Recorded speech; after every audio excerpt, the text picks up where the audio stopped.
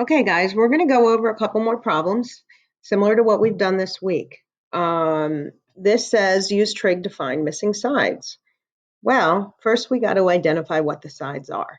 Well, hypotenuse is always directly across from the 90-degree angle. This one's the 90-degree angle. Directly across from it is the hypotenuse, right? We draw our little guy next to the angle that we're given, which is 62. When we look for opposite, if you bisect the angle next to where your person is standing, see, it's always pointing right at the opposite side. There we go. And this last side is the adjacent. I want to give you some practice in labeling opposite, adjacent, and hypotenuse because many of you are still getting that incorrect, I think. I think the other half of you are having trouble with using your iPhone calculator. So I'm going to show you how to do that because some of you are getting these and some of you are getting half of these. So let's take a look here. So then we look for where there's values. Well, there's an X in the opposite slot and there's an 8 in the adjacent slot.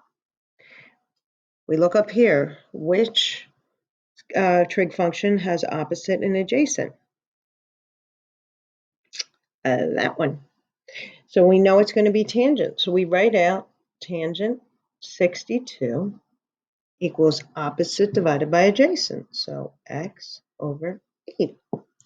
Now, every trig function can be solved using a proportion. So you could solve this just by multiplying both sides by 8 and solving for x, or you could just go like that, put the 1 on the bottom, and cross multiply. So we have x times 1, which is just x, equals 8 times tangent 62.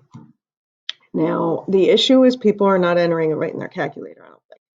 Because when we need to find 8 tangent 62, let's take a look. There's this. 8 times 62 tangent equals 15.04, or I guess it's 15.05 because we have to round it. So 15.05. So x equals 15.05. I want you guys to try that in your calculator, okay? Try it in your calculator. See if it works. If you don't get 15.05, then you don't know how to enter it in your calculator. And try it again. Either to use an iPhone or use your other calculator until you get 15.05 because you're doing something wrong if you don't. So I don't think people are watching the videos carefully enough and doing the examples along with me. Otherwise, they would know how to enter it correctly. So that's my recommendation. I'm going to do one more type of problem on the next video. Okay, here's another problem. We draw our little guy at our angle. We identify this as the hypotenuse because it's directly aside from the 90, across from the 90-degree angle.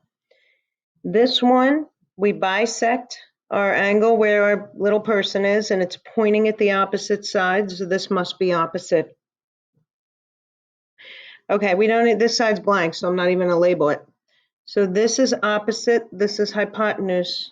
Sine is the trig function we're working with opposite and hypotenuse. So sine of 20, you always take a trig function of an angle, equals opposite over hypotenuse, 19 over x.